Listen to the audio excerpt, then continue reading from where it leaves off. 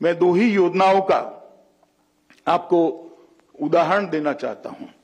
प्रधानमंत्री आयुष्मान भारत योजना एक ऐसी योजना है जिसके तहत देश के 60 करोड़ गरीबों को 5 लाख तक का सारा स्वास्थ्य का खर्चा फ्री ऑफ कॉस्ट भारत सरकार दे रही है। और अब तक लगभग 1.5 करोड़ लोगों ने अपने ऑपरेशन आयुष्मान भारत योजना के तहत करा दिए है।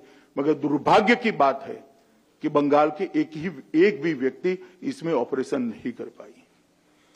किसान सम्मान निधि, हर किसान के खाते में सीधा 6,000 रुपया, कोई बीच में कैडर नहीं है, कोई टोलबाजी नहीं है, कोई कमीशन नहीं है। बैंक अकाउंट में सीधा 6,000 रुपया मोदी जी भेजते हैं, मगर यहां से किसानों की सूची और बैंक अकाउंट नहीं देते हैं। अब तक 95,000 करोड़ रुपया देश भर के किसानों को गया है, मगर बंगाल के किसानों को कुछ नहीं मिला है। मैं पूछना चाहता हूं, बंगाल के किसान का गुनाह क्या है? क्यों उसको ये 6,000 रुपया नहीं मिलता है? क्यों बंगाल के गरीब को ये 5 लाख तक की सुविधा नहीं मिलती है? ऐसी ढेर सारी योजना है और हर महीने एक पत्र लिखती है कि ये पैसा हमें दे दो। मुझे तो कोई आपत्ति नहीं है, मगर इसके रूल्स बने हैं देश भर में। हमारे एक कार्यकर्ता ने कहा कि साहब ये क्यों मांग रही है, आपको मालूम है? मैं नहीं मांगता, मैं नहीं समझता क्यों मांग रही है। मैं कहना नहीं चाहता क्योंकि सार्वजनिक जीवन की सूचिता नहीं रहती। ये पैसा कैडर की भेंट चढ़ जाएगा अगर उनके हाथ में गया तो। मगर मैं बंगाल के किसानों को आश्वस्त करना चाहता हूं, आप चिंता मत करिए। मई के बाद आपके अकाउंट में ये पैसा सीधा मोदी जी भेजने की व्यवस्था करेंगे और आपके अकाउंट में पैसा आएगा, क्योंकि मई के बाद यहां पर भारतीय जनता पार्टी की सरकार बनानी है। तुष्टीकरण यहां तक पहुंचा कि एक प्रकार से बंगाल में 3 कानून है। एक अपने भतीजे के लिए, दूसरा अपनी वोट बैंक के लिए और तीसरा आम बंगाली के लिए। शायद ही देश में कोई एक राज्य होगा जहां 3 कानून चलते होंगे। कानून की पुस्तक में तो एक ही कानून है, मगर इंप्लीमेंटेशन के लिए 3 कानून है।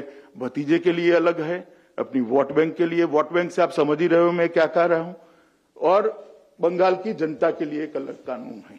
इस प्रकार का शासन शायद ही हमने देखा है। मित्रों, योजनाओं के नाम बदलकर अपने नाम पर रखना और अपनी योजना कर प्रचारित करना, इससे बंगाल का भला नहीं होगा। समग्र स्थिति का विहंगावलोकन अगर करते हैं, उसका एक असेसमेंट लेते हैं, जायजा लेते हैं, तो ये निश्चित रूप से मैं आपको कहता हूं कि आने वाले चुनाव में बंगाल में हम 200 से ज्यादा सीटों के साथ भारतीय जनता पार्टी की सरकार बनाने जा रहे हैं। 200 सीट। ये सभागार के अंदर बहुत सारे पत्रकार हैं। जब प्रेस क्लब के हॉल के अंदर मैंने 22 सीटें कही थी, आपके चेहरे की मैंने मुस्कान देखी थी। इस बार आप नहीं हंसते हो, इतना अच्छा है, क्योंकि 18 सीटें हम जीत चुके हैं। मैं फिर से एक बार रिपीट करना चाहता हूं कि इस बार मुस्कुराने का टाइम मेरा है। 200 से ज्यादा सीटें जीतकर भारतीय जनता पार्टी यहां सरकार बनाने जा रही है और यहां पर तृणमूल का शासन समाप्त होने जा रहा है। ये बंगाल की जनता का मिजाज है, मोदी जी के प्रति बंगाल की जनता का विश्वास है और मोदी जी को बंगाल की जनता का आशीर्वाद है। जिस जनता ने लोकसभा में इतना अच्छा प्रतिसाद दिया है, वो जनता बंगाल के भले के लिए भी हमें जरूर एक मौका देगी, इसका मेरा भरोसा है। मैं फिर से बंगाल की जनता को करबद्ध निवेदन करने आया हूं कि आप भारतीय जनता पार्टी को एक मौका दीजिए। नड्डा जी के नेतृत्व में भारतीय जनता पार्टी बंगाल के चुनाव को बहुत गंभीरता से ले रही है, क्योंकि इसके साथ देश की सुरक्षा भी जुड़ी हुई है और देश का एक अति पिछड़ा गरीब जनता के भले का भी सवाल है। दोनों मुद्दों को लेकर हम बंगाल की जनता के बीच में भी जाएंगे और परिवर्तन तक इसको ले जाएंगे, इसका मुझे भरोसा है।